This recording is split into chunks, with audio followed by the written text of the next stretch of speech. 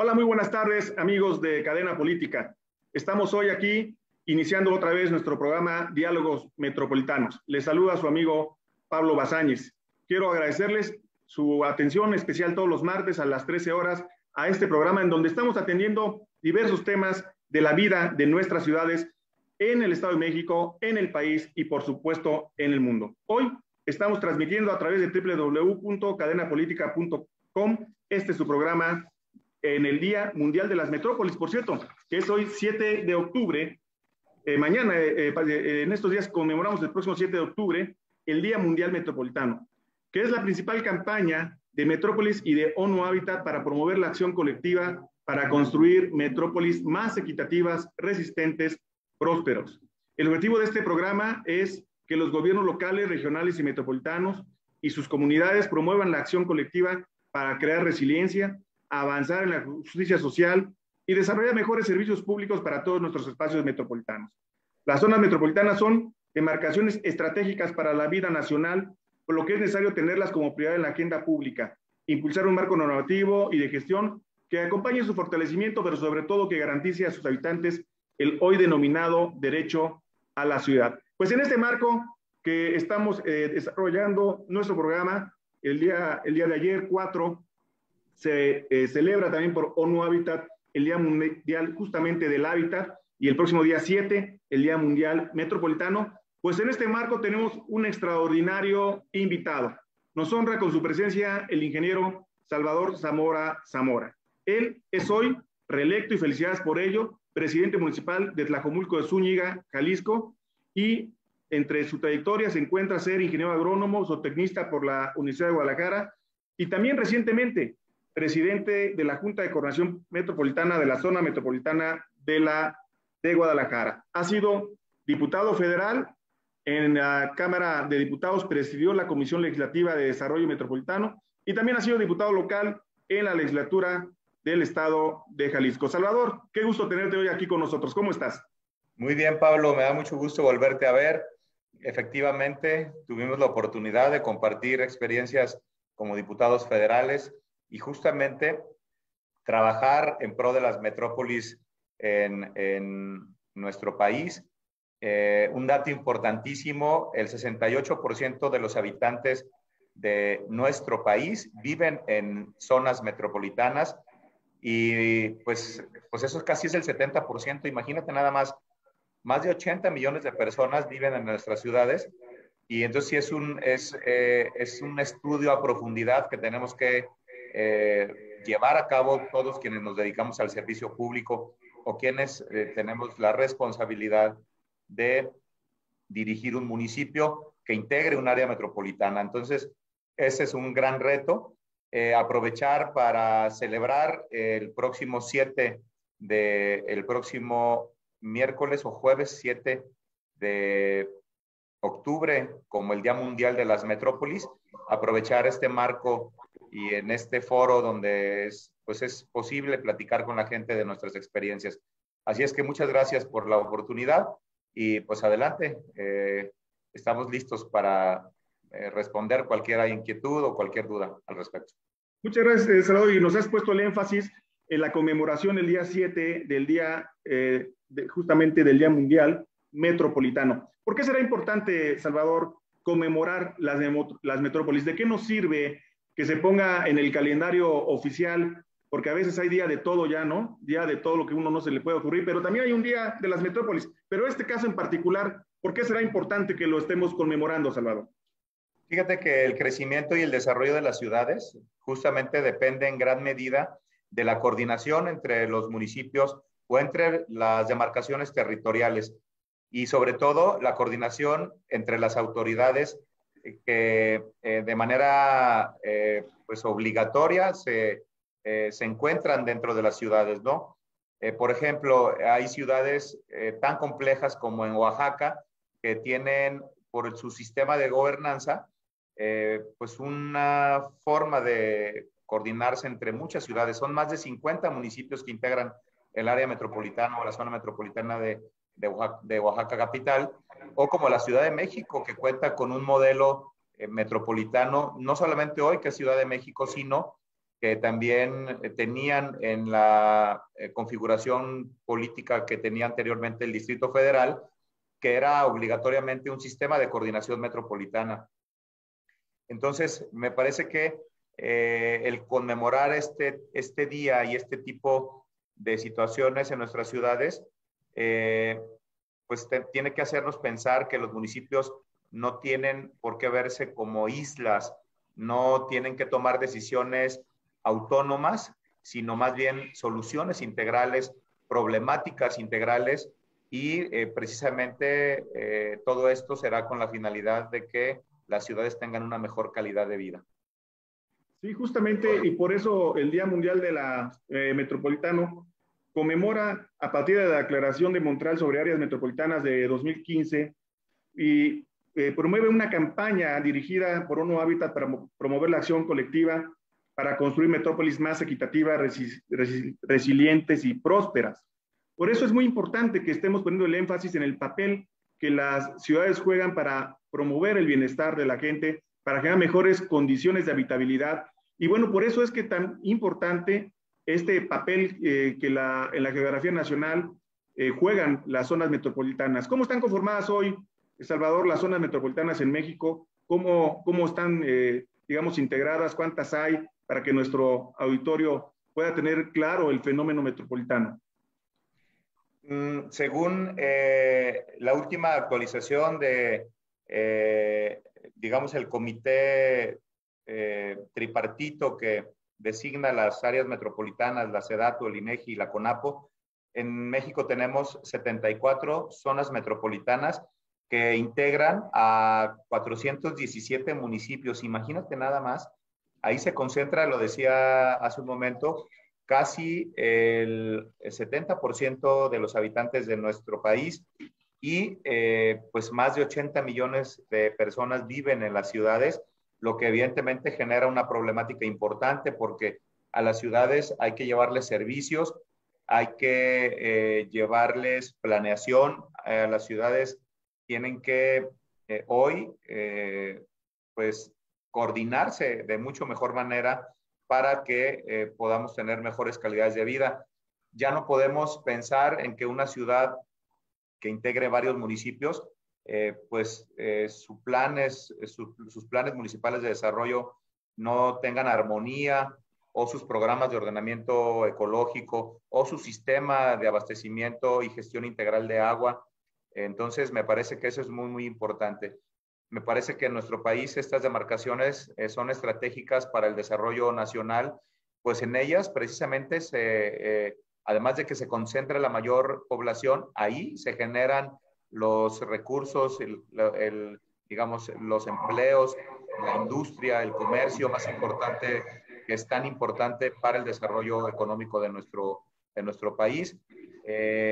Tenemos ejemplos de coordinación muy importantes, como es el área metropolitana de Guadalajara, el intento que está haciendo la Ciudad de México por coordinarse hoy en su nuevo sistema de alcaldías, etcétera. Así es que es todo un reto cumplir con las agendas de movilidad, de gestión integral, de agua, de servicios públicos municipales, de seguridad y de conectividad para quienes habitamos las diferentes ciudades en el país. Tiene razón, Salvador, en la importancia de las ciudades, considerando que el 80% del Producto Interno Bruto Mundial justamente se genera en ellas. La urbanización que se gestiona adecuadamente puede contribuir a un crecimiento sustentable, puede aumentar la productividad, facilitar la innovación y el surgimiento de nuevas formas de ver también la problemática del mundo. Es, sin duda, su impacto relevante para la forma en que vivimos hoy en nuestra civilización. Pero en el caso de México, Salvador, nuestra normatividad actual que regula las zonas metropolitanas es realmente acorde con lo que se requiere para los retos que las ciudades tienen. ¿Consideras que necesitaríamos tener un andamiaje legal diferente? Sí, precisamente me parece que justamente a ti y a mí nos tocó discutir la última actualización de la Ley General de Asentamientos Humanos, y la comisión que integrábamos tú y yo y algunos otros diputadas y diputados de diferentes grupos parlamentarios promovió una ley de coordinación metropolitana federal que para justamente cambiar la constitución de los Estados Unidos mexicanos, es decir, promovimos, recuerdas bien, una reforma constitucional para pensar en que pues fuera hoy obligación de todas las ciudades y de todos los municipios que integran áreas metropolitanas en el país pudieran coordinarse de manera obligatoria, que tocara el 115 constitucional, etcétera. Y a pesar de que no fue favorable una reforma constitucional, sí dentro de la Ley General de Asentamientos Humanos se considera un capítulo completo para las áreas metropolitanas o para las zonas metropolitanas y el gobierno federal y la legislación vigente pues prácticamente hoy nos permite tener este andamiaje jurídico para planear mejor nuestras ciudades. Imagínate nada más, y lo voy a poner como un ejemplo a quienes nos ven, si la Ciudad de México se hubiera planeado desde que tenía 50,000 habitantes y hubiera habido armonía entre el plan de desarrollo urbano, pues otro gallo nos cantaría. Asimismo, todas las grandes metrópolis. La verdad es que todas fueron creciendo de manera desordenada, fueron extendiéndose a través de los límites territoriales de diferentes municipios y eso pues generó una complejidad muy fuerte a la hora ya de gobernar, a la hora del día a día, del vivir. ¿Por qué? Pues porque llegaban gobiernos diferentes, de diferentes partidos, de diferentes ideas y no hay una armonía en la planeación de nuestras ciudades y ese es un gran problema que tenía antes la legislación y que le permitía con la agenda y con la autonomía municipal, que cada municipio tomara su propia agenda, ¿no? Y me parece que hoy ya con esta ley de asentamientos humanos nos permite a las ciudades planearnos. ¿Por qué? Porque un área metropolitana, una zona metropolitana, se puede declarar zona metropolitana cuando ya más de 2 municipios comparten límites territoriales y que integren una población de 50,000 habitantes y donde su correlación urbana, económica y los límites originalmente que tienen, pues dependan necesariamente una de la otra. Entonces, ya teniendo 50,000 habitantes, ya puede existir una zona metropolitana y hoy puede utilizar justamente este andamiaje jurídico para poder planear mejor las ciudades. Me parece que el impacto que generan las zonas metropolitanas es muy importante por lo que hablabas hace un momento, por el poderío económico que tienen las ciudades, porque efectivamente prácticamente el 80% del PIB nacional pues depende de las ciudades en México y en todo el mundo, ¿no? Sí, así es. Y es muy importante lo que señalas, porque pareciera que la legislación tendría que avanzar, Salvador, hacia hacer que las zonas metropolitanas se coordinen como un tema obligatorio. Algunos han dicho que la coordinación no puede ser, perdóname la expresión coloquial, a contentillo, que no puede estar un asunto sujeto a que la voluntad de si el alcalde de un lado se lleva bien con su vecino, o si son del mismo partido, o si uno está por entrar en su periodo de gestión o el otro está saliendo y consecuentemente no se logran identificar, pero los problemas son comunes, los problemas de aire, los problemas de residuos sólidos, los problemas de congestión vial, de saturación de los espacios urbanos, etcétera, pues son problemas que no reconocen fronteras, que no se limitan a la territorialidad de una ciudad cuando está conurbada con otra. Por lo tanto, algunos han sugerido que el asunto tendría que escalar para hacer, como dicen los abogados, este tema vinculante y no solamente un tema de buena voluntad. ¿Cómo podríamos hacer que realmente los gobiernos estén por ley obligados a tener que coordinarse para atender de manera coordinada los asuntos que les son comunes con los municipios o con las ciudades colindantes? No, desde luego poniéndolo en la Constitución.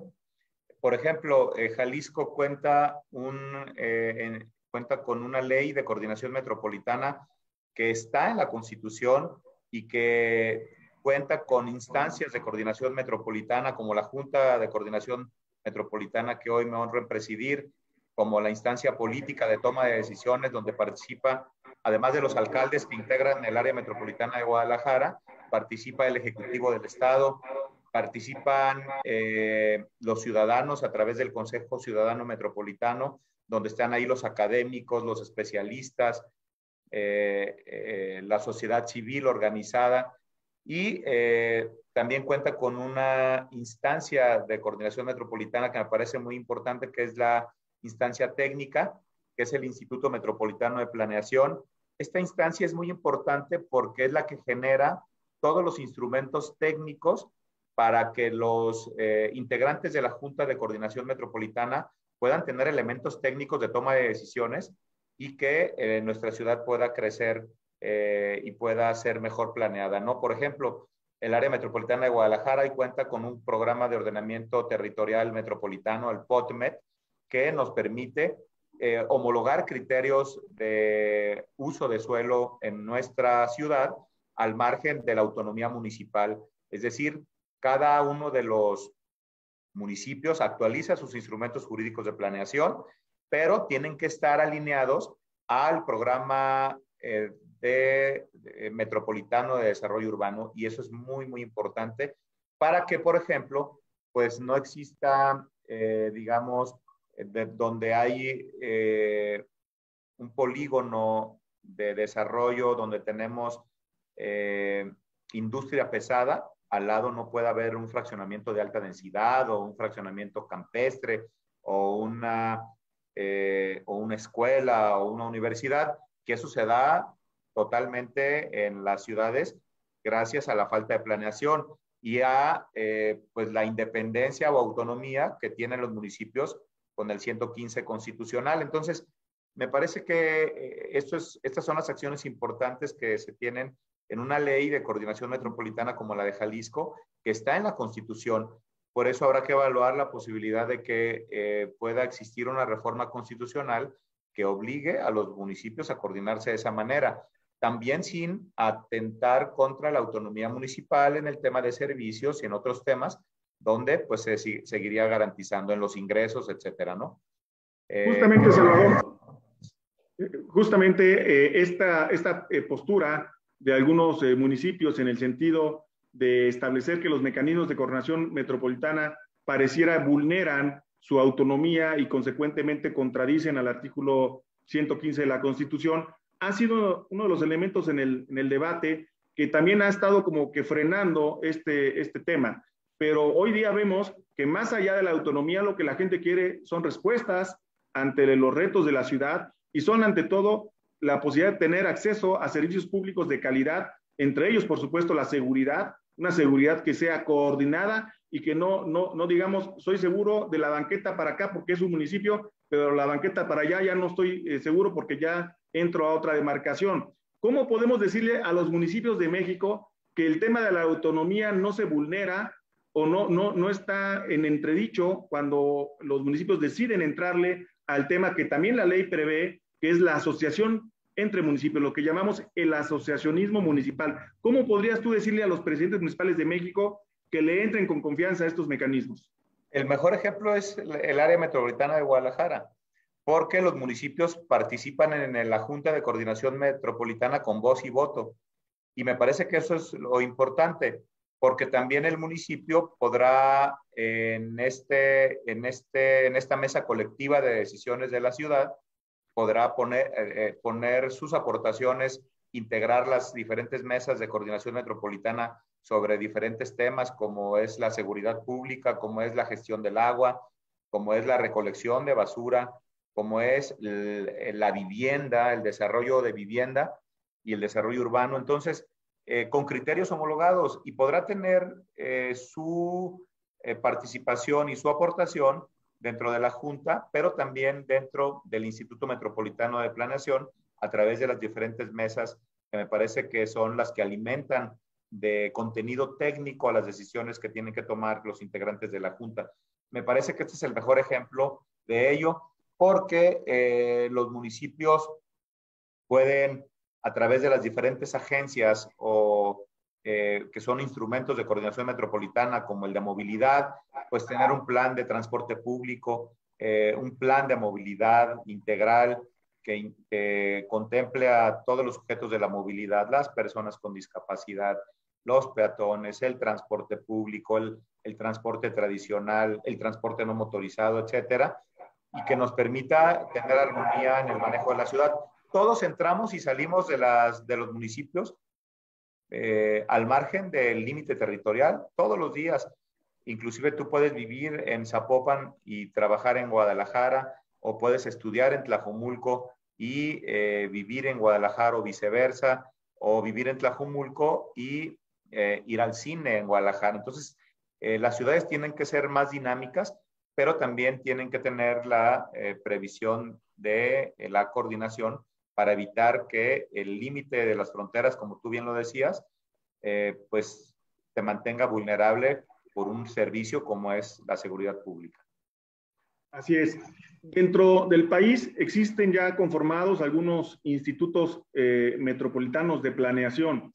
Recientemente la Ciudad de México inició la gestión por mandato de la Constitución con la reforma al 122 constitucional para dar lugar a que también se diera este Instituto Metropolitano de Planeación, que al momento solo cubre el territorio de las 16 alcaldías de la ciudad. Pero sin duda un caso de éxito y que es un referente a los cerca de 75 institutos de planeación que hay en el país, muchos de ellos de carácter municipal y algunos ya de carácter metropolitano. Un referente es el de Guadalajara. ¿Por qué no nos cuentas un poco acerca de cómo fue que salió la idea desde abajo, desde lo local, desde los municipios que conforman la zona metropolitana de Guadalajara, para crear este instituto metropolitano de planeación, que sin duda, como lo has referido, es una de las bases para que esta junta que tú presides, la Junta de Coordinación Metropolitana, tenga elementos, porque el instituto, nos has señalado, aporta dictámenes, estudios, aporta el análisis de la problemática metropolitana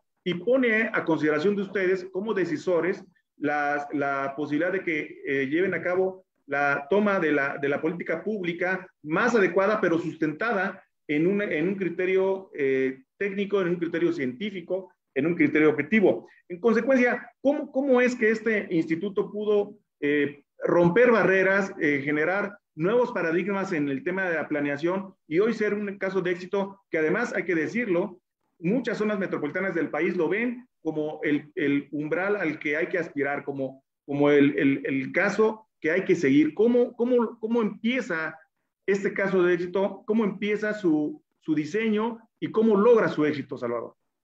Mira, Pablo, es una larga historia, pero la voy a tratar de resumir, digamos, la voy a tratar de comprimir lo más posible.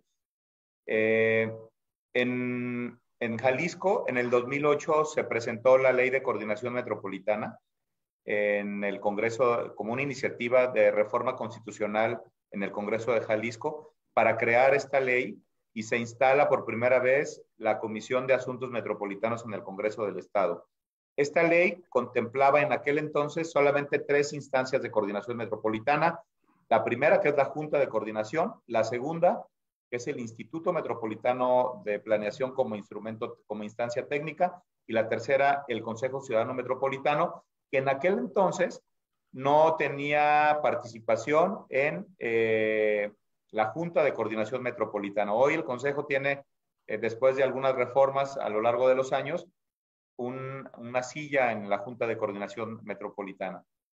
Esta ley se aprobó prácticamente en el año 2011, después de que se presentó en el 2008, e inició a operar en el 2013 aproximadamente.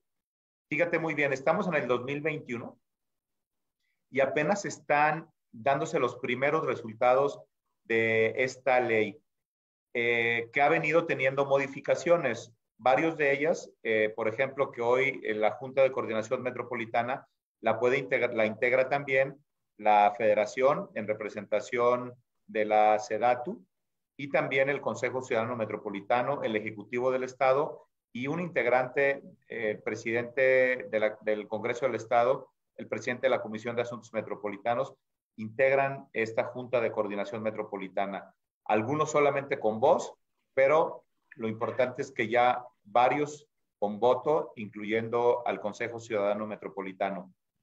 El Instituto Metropolitano de Planeación, que es concretamente la pregunta que hacías al final, es la instancia técnica. Ahí se crean los instrumentos de coordinación metropolitana como lo que te comentaba, el programa de desarrollo metropolitano del área metropolitana de Guadalajara, el programa de ordenamiento territorial metropolitano, PODMET, las agencias metropolitanas, las mesas de coordinación metropolitana que integran los especialistas de las diferentes áreas de gobierno de los diferentes municipios y que al final, de manera consensada, nos llevan a la mesa de toma de decisiones las aportaciones de todas estas mesas de trabajo. Tenemos una mesa, lo decía, para seguridad pública, tenemos una mesa para gestión de residuos, una mesa para gestión integral del agua, etcétera. Y estamos cumpliendo el plan de acción climática, por ejemplo, que aprobó la Junta de Coordinación Metropolitana y todos los municipios a través de diferentes acciones coordinados precisamente por el Instituto Metropolitano de Planeación. Estamos obligados a cumplir con este plan de acción climática que nos permite, digamos, pues mejorar el entorno ambiental también de nuestra ciudad. Entonces, me parece que el contar con un instrumento técnico de este calado, de esta naturaleza, nos da a quienes tomamos decisiones muchísimas herramientas técnicas para tomar mejores decisiones siempre en bien de nuestras ciudades. Has comentado, Salvador, el tema de las agencias metropolitanas y creo que es un instrumento sumamente interesante para poder hacer eficaz la prestación de determinados servicios públicos. Evidentemente, con el concurso de los municipios, porque son facultades que la Constitución les otorga, por ejemplo, en materia de agua, en materia de tratamiento de residuos sólidos, de recolección, en materia también, por supuesto, de seguridad, etcétera. Son facultades constitucionales y que los municipios puedan, a través de convenios de coordinación, fomentar la creación de estas agencias que finalmente se manejan como órganos intermunicipales y que tienen un objeto definido a partir de la naturaleza de la prestación del servicio que dan. Pero sin duda, esto no es un proceso sencillo. Hoy se ve como un caso de éxito, pero es complejo el poderlo ir realizando. Tengo en mente una de las agencias metropolitanas más exitosas en América Latina, que es justamente Empresas Públicas de Medellín, que ha logrado no solamente ser eficaz en la prestación de los servicios públicos, sino también hacer que estos se vuelvan ya no solamente un gasto, sino también una posibilidad de un generador de ingresos para dedicarlos a otros rubros de la propia administración pública municipal. Empresas Públicas de Medellín maneja agua, maneja de residuos sólidos, tanto disposición como tratamiento, maneja energía eléctrica y me parece que también manejan el tema de la telefonía. Seguramente fue uno de los ejemplos inspiradores, pero hecho en casa, hecho en México, estas agencias, ¿cómo nos puedes retroalimentar en cuanto a su génesis? ¿Cómo ha sido la posibilidad de que estas transiten de servicios públicos, vamos a decirlo así, desconectados de un municipio con otro, por ejemplo, en materia de tratamiento de aguas residuales, a lograr que se den, digamos, este tipo de elementos con una visión verdaderamente regional, metropolitana y con más eficacia y con muchísima más calidad en el servicio que prestan? ¿Cuáles son los pasos y cómo se han dado la experiencia de estas agencias, Salvador? No, a ver, me parece que tocaste un tema muy importante y voy a poner un ejemplo de lo que originalmente se creó como una agencia metropolitana de seguridad y se terminó convirtiendo en la Policía Metropolitana de Guadalajara y con beneficios importantísimos. Por ejemplo, se lograron a través de esta nueva Policía Metropolitana homologar los salarios de todos los policías de la ciudad. Es decir, ya no había pretexto de que pues en Zapopan ganaban más que en Ixtlahuacán de los Membrillos o en Zapotlanejo o en Tonalá o en Tlaquepaque. Y los municipios más importantes y el Ejecutivo del Estado, al formar parte de la Junta de Coordinación Metropolitana, le entraron a la creación de esta policía y una agencia se convirtió en una corporación importante que rebasa los límites territoriales y que coordina todos los esfuerzos en materia de seguridad pública digamos, coordina y concentra todos los esfuerzos de seguridad pública de todos los municipios, y de esta manera se ha logrado reducir casi en un 50% en 3 años los delitos patrimoniales en nuestra ciudad, y ese es un avance muy, muy significativo. Este es un ejemplo, digamos, de cómo a través de una agencia se puede crear un modelo de gestión metropolitana importante. Lo decías bien en el tema del agua, por ejemplo.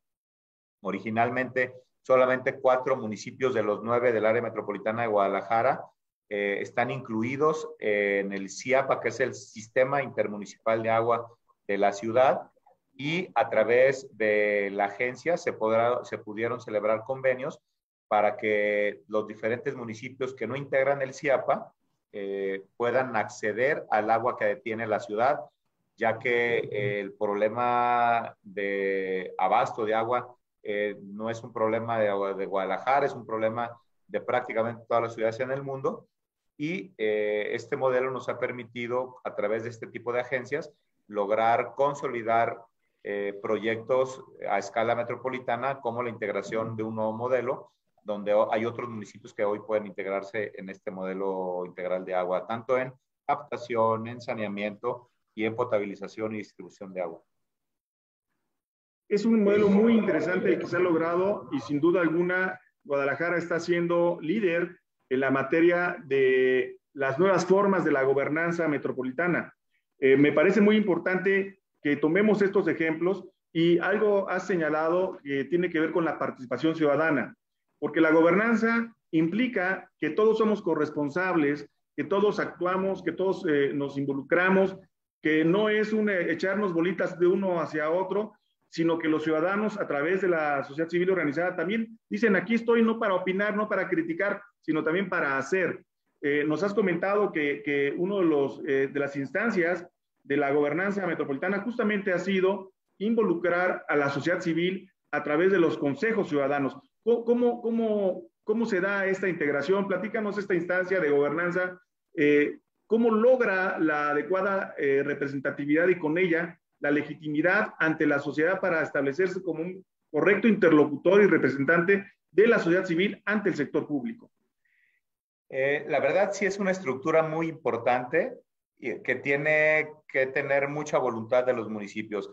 Y te puedo decir que ya pasaron, desde que se empezó a implementar la Ley de Coordinación Metropolitana, ya pasaron al menos 10 años, es decir, 3 etapas de gobiernos municipales de partidos diferentes, pero que ha prevalecido la coordinación entre los municipios del área metropolitana. La ley cambió, y en el caso específico del Consejo Ciudadano Metropolitano, hoy tiene una silla importante en la Junta de Coordinación Metropolitana. ¿Y cómo se integra? Bien, pues hay un Consejo de Participación Ciudadana estatal que siempre tiene un presidente, y en este caso es quien es el representante de este Consejo Ciudadano metropolitano en la Junta de Coordinación Metropolitana. Y a su vez, en los diferentes municipios existe también un Consejo Municipal de Participación Ciudadana que cuenta con un presidente y con activistas de diferentes organizaciones de la sociedad civil que integran este Consejo Municipal de Participación Ciudadana, y ellos hacen su propuesta para integrarse en el Consejo Ciudadano Metropolitano y a su vez tener la aspiración de ser quien preside. Entonces, digamos que es un sistema de gobernanza participativa que tiene una estructura piramidal muy importante que va desde los ciudadanos hasta las organizaciones de la sociedad civil, hasta los consejos municipales de participación ciudadana y finalmente en el Consejo Ciudadano Metropolitano. Hoy las aportaciones de este consejo son vinculantes a las decisiones que se toman en la Junta de Coordinación Metropolitana. De ahí la importancia que tiene el contar con esta instancia de coordinación metropolitana donde están representados todos los ciudadanos. Tocando algunos temas, gracias Alberto, tocando algunos temas de carácter internacional. Comentábamos que ayer se celebró el Día Mundial del Hábitat. Para este año, 2021, ONU Habitat ha generado como tema de este día, celebrado el día de ayer y que todo este mes será el mes urbano, se le llama Octubre Urbano, ha señalado la temática de acelerar la acción urbana para un mundo libre de carbono. Ya nos comentaste un poco sobre esto, la adopción de acuerdos para que ustedes sean congruentes como zona metropolitana con el Acuerdo de París y que consecuentemente lo lleven a lo local, porque el Acuerdo de París finalmente no sirve de nada en declaraciones grandilocuentes, no sirve de nada en Ginebra o en Nueva York o en las grandes sedes del derecho internacional, sino en la medida en que se puedan traducir en acciones concretas que se dan en el municipio, que se dan en las zonas metropolitanas. ¿Cómo a propósito de esta acción urbana para un mundo libre de carbono, cómo ha sido el resultado del trabajo coordinado de la ciudad de Guadalajara para atender el asunto del cambio climático?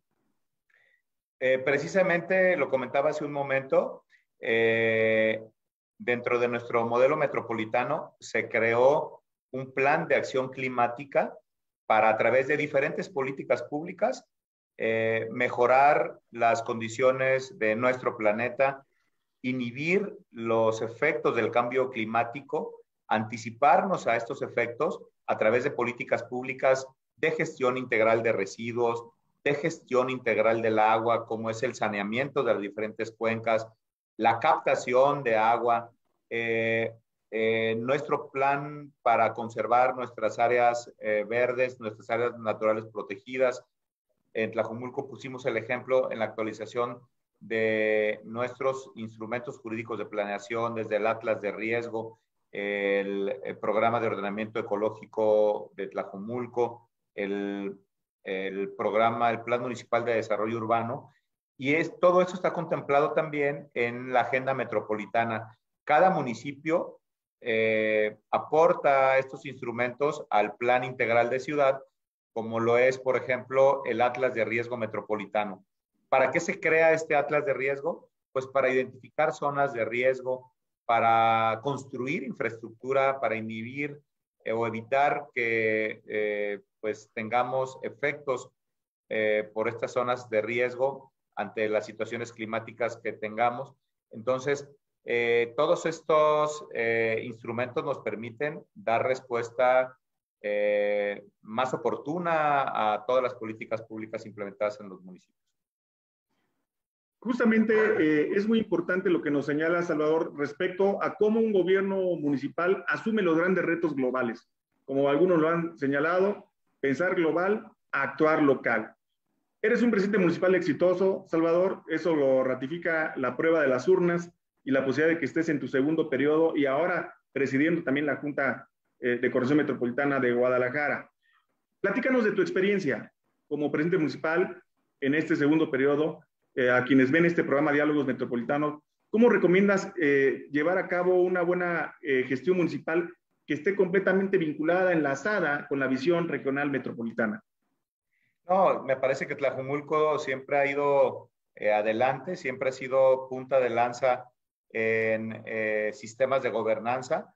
Particularmente, uno de los objetivos que nos trazamos hace prácticamente 12 años, cuando iniciaron estas administraciones, por quinta vez consecutivo, este proyecto político va a gobernar Tlajomulco, y me parece que ese es el desafío más importante, porque hace 12 años lo que nos planteamos es acercar a Tlajomulco con la ciudad, y ese fue la primera intención de una integración y una agenda metropolitana, porque el municipio de Tlajomulco era un municipio aislado. Entonces, la experiencia que yo tuve desde el 2010 que iniciaron estas administraciones, me parece que una de las metas más importantes fue el que nos pudiéramos integrar como área metropolitana, y Tlajomulco fue el ejemplo de ello. Bueno, tanto así que quien fue entonces presidente municipal de Tlajomulco, hoy es el gobernador del estado de Jalisco, y en aquel entonces, previo a gobernar Tlajomulco, había sido el impulsor de esta ley de coordinación metropolitana, y eso cobra una relevancia en este momento muy importante, porque prácticamente le está tocando coordinar y cosechar los trabajos implementados desde hace años en nuestra ciudad, gracias a que contamos con este andamiaje jurídico y constitucional que nos permite hoy entregar los resultados que la gente espera de nosotros, y eso se nota en el sistema y en la calidad de vida de las personas de nuestra ciudad. Para quienes quieren tomar a la zona metropolitana de Guadalajara como un caso de éxito, ¿cuál podría ser el ABC que implique fortalecer las capacidades institucionales y la gobernanza de los municipios? ¿Qué recomendarías a las 74 zonas metropolitanas del país que quieren seguir el modelo que ustedes han tenido? ¿Cómo empezar? ¿Cuáles son los pasos que hay que ir dando desde el municipio? A ver, lo primero es que tengamos la disposición, con una visión de Estado, de actualizar la legislación en los diferentes estados para que puedan contar con este instrumento jurídico de coordinación, como es una ley de coordinación metropolitana, que esté en la Constitución. Y no pasa nada. Te decía hace un momento, Pablo, que pues ya han pasado administraciones diferentes de diferentes partidos con diferentes personajes y la ley sigue intacta, se sigue implementando y los avances son significativos. La actualización de los instrumentos jurídicos de planeación para que ellos se integren en un solo objetivo, como lo decía hace un momento, y que podamos tener una planeación de la ciudad homologada con criterios homologados, armonizados. Y sobre todo, con el involucramiento de distintos actores sociales de la población para que a estas alturas se pueda lograr un punto de vista de la sociedad respecto al futuro de las ciudades, pero también de los gobiernos en turno, ¿no? Que tengamos claridad en cómo será el futuro de nuestras ciudades y siempre nuestro plan sea a corto, a mediano, pero sobre todo a largo plazo. Así es, pues sin duda alguna, este tema nos lleva a muchos programas y hay mucho que analizar, que discutir, que debatir. Recientemente en el Congreso Federal, en la Cámara de Diputados, se vuelve a instalar una comisión de asuntos metropolitanos de la Cámara, que en la anterior había sido fusionada con movilidad y otros temas, y tienen muchos asuntos en el tintero, como la ley para los que vivimos en el Valle de México, justamente como la ley de coordinación metropolitana del Valle de México, que es mandato de la Constitución el establecerla, y ahí estamos pendientes. Pero hay muchos temas más que hablar. Hay que incorporar a la sociedad para hacer conciencia sobre los procesos para crear espacios metropolitanos más cuidados, resilientes. Has hablado del cambio climático y sin duda alguna el no observancia de las medidas para atender los efectos del cambio climático, pues tienen un impacto serio en las ciudades como lugares de riesgo. Pero en fin, hay muchos temas que yo quiero hoy dejar emplazado para que podamos seguir platicando de ellos en mejores oportunidades, porque tu experiencia como presidente municipal y como presidente de la Junta de Coordinación Metropolitana de la zona metropolitana de Guadalajara, sin duda alguna, es muy rica y nos ayuda a todos los que amamos el municipio y tenemos identidad metropolitana para ubicar estos derroteros. Pero por lo pronto hoy queremos agradecer tu presencia en este programa. No sin antes pedirte que compartas con nosotros dónde podemos conocer más de tu perspectiva como participante de las ciudades. No sé si nos quieras hacer favor de compartir tus redes para que también aparezcan aquí en pantalla, Salvador. Sí, con todo gusto. Estamos en diferentes redes sociales como Salvador Zamora en Facebook, en Twitter, en Instagram y en YouTube. Así es que los invitamos a que conozcan también las redes sociales del gobierno de Tlajomulco para que se den cuenta pues de la agenda metropolitana que impulsa todos los días Tlajomulco. Hoy, por ejemplo, presentamos un nuevo modelo de gestión de residuos y de disposición final, que será un modelo de vanguardia en Latinoamérica y que es una oportunidad también para que todos los municipios del área metropolitana se integren a este nuevo modelo de gestión integral de los residuos. Así es que, Pablo, muchísimas gracias por la invitación. Espero volver a coincidir algún día nuevamente en el trabajo legislativo contigo, donde trabajamos muy, muy cerca cuando yo era presidente de la Comisión de Desarrollo Metropolitano en la Cámara y tú eras precisamente secretario y representante, además de un grupo parlamentario, el mayoritario en aquel entonces, en esta comisión y en la propia Cámara de Diputados. Así es que muchísimas gracias. Sé de tu pasión por la metrópoli, por una metrópoli la más grande de nuestro país, que como es la gran Ciudad de México y pues su área conurbada con el Estado de México. Así es que muchísimas gracias y cuando gustes siempre será un honor compartir este tipo de foros contigo y con el auditorio que amablemente nos ve. Muchas gracias, Salvador. Pues nuevamente te agradezco el honor de tenerte en este programa Diálogos Metropolitanos. Nos dejas muchas enseñanzas sobre el caso de éxito que se desarrolla en la zona metropolitana de Guadalajara y el trabajo pendiente para el resto de las 74 zonas metropolitanas del país, que como tú bien lo has señalado, 417 municipios, 16 alcaldías, en los que está el 63% del total nacional, es decir, 80 millones de habitantes estamos en las zonas metropolitanas de México. Muchas gracias, Salvador, y quiero a nuestra audiencia en Cadena Política recordarles que el próximo martes a las 13 horas seguiremos con el siguiente programa Diálogos Metropolitanos a través de este espacio, Cadena de Política. Muchas gracias, les saluda su amigo Pablo Basáñez. Hasta luego.